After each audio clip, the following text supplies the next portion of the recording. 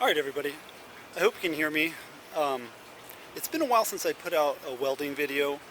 I haven't done it simply because I've just been busy with this gate project, and it's kind of turned out to be a pretty involved project. And so I just wanted to show everybody what I've been up to.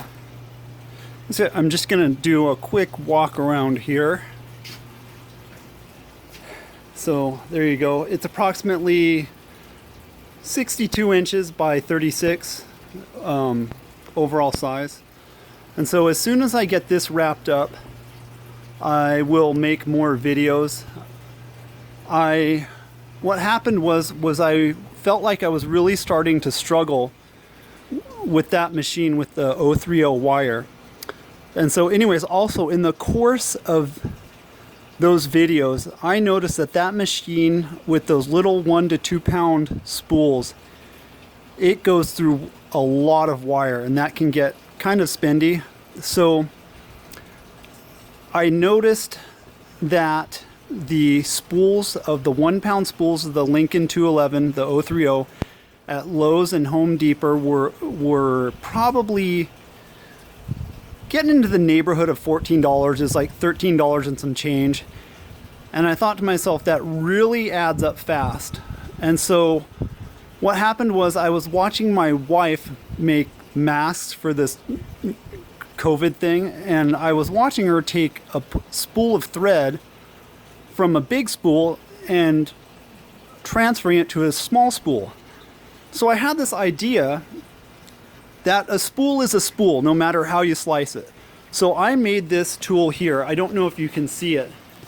So basically what I do is I will take one of my old spools, my 1 pound spools from Home Depot, and so I got a 10 pound spool of 030. I hope you guys can see that. I apologize about my camera work.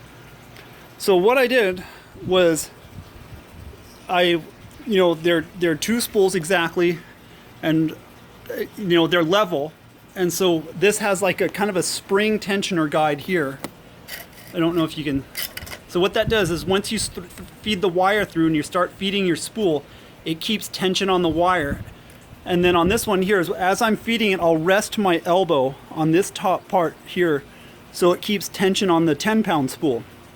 And so I'm gonna go ahead and get set up and show you how I do it. So basically, when you buy a 10 pound spool and you buy 10 of these, and that saves you $35 right off the top. So to me, in my mind, if it's a $5 or a $10 difference, I can't rationalize that because of my time. But for $35, and that's the first time around the horn, I can rationalize that. So let me get set up here and I'll roll a spool for you. Alright, I hope you guys can see that. So I'm going to try to fumble my way through this, and hopefully it kind of gets the point across.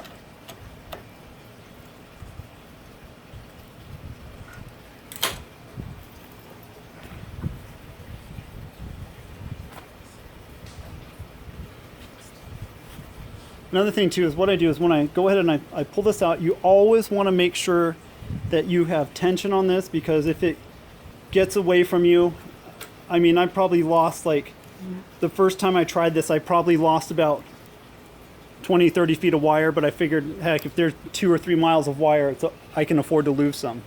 And so what I'll do is I'll take this here and I'll go around the first couple of times. See, that got away from me right there. Kind of like that. Go around, just do it by hand. Probably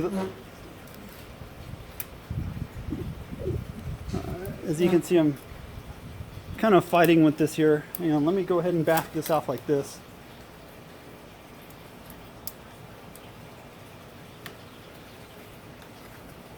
There we go. I probably should be using like tape or something.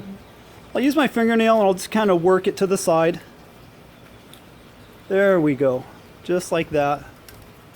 Get 3 or 4 rolls, 3 or 4 turns, rotations on this. And then what I'll do is I have this fork attachment. I'll stick in the spool just like that. And then I'll just start really nice and slow. There you go. Gets off to a... Let me start over.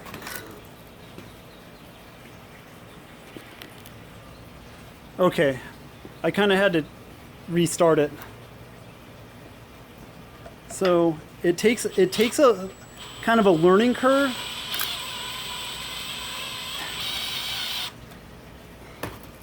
Just like that.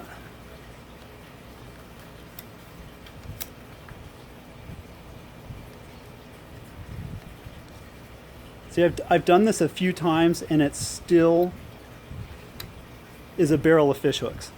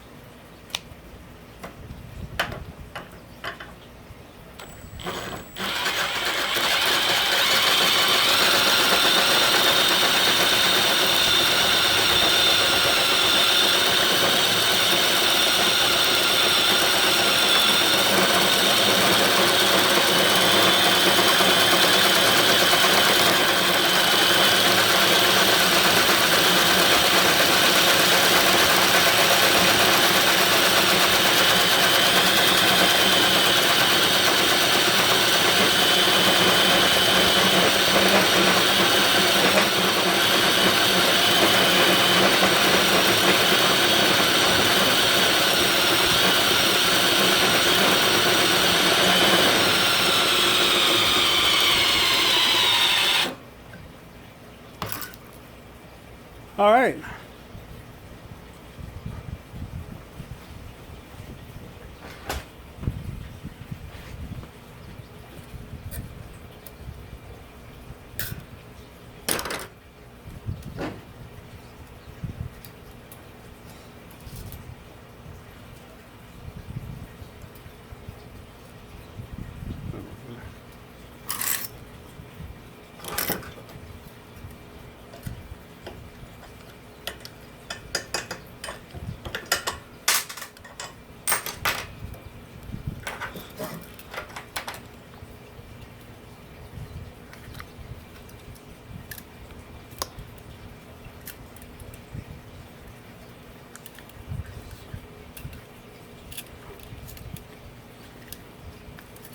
So that is how you save a lot of money. I don't know if you can see that there.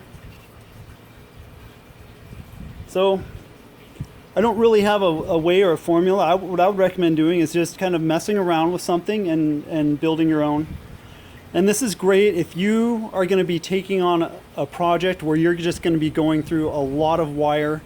I know that for when I'm filming those plate test videos, this is how I can do it, and it's affordable.